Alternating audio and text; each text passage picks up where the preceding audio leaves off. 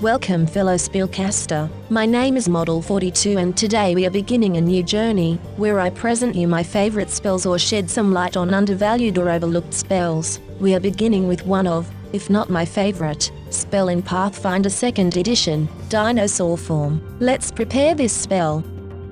Dinosaur form is a transmutation spell with the polymorph trait and can be found on the primal spell list. Where it is a level 4 spell, you need to spend 2 actions to cast it, one being verbal and the other being of somatic components, to get the benefits of the spell for a minute, or until you dismiss it. Important to note is that you need the space to transform, or you will just lose the spell slot and wasted a fantastic opportunity. Why, you might ask? Well, because you change into a real-life dinosaur. How amazing is that? But to see what makes it even better, let us look at the basic stuff you will get first.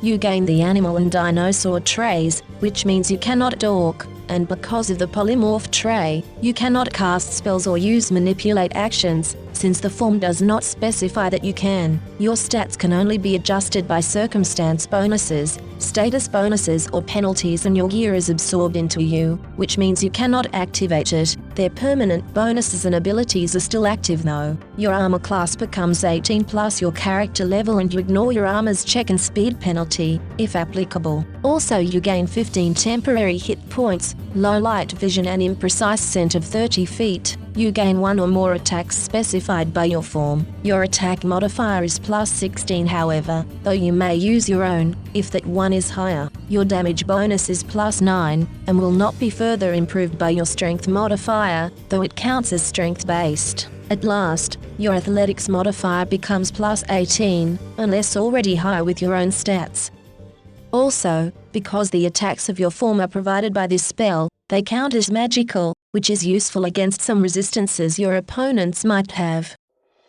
With that out of the way, let's go to the cool part. You choose your form when you cast this spell, and it can be any dinosaur from that family, for example a Pinacosaurus or Sachania instead of an Ankylosaurus. But it doesn't change the stats or abilities. Each form will give you a certain movement speed and 1 or more attacks. That simple. Also, your size is always large, no matter what the dinosaur originally would be.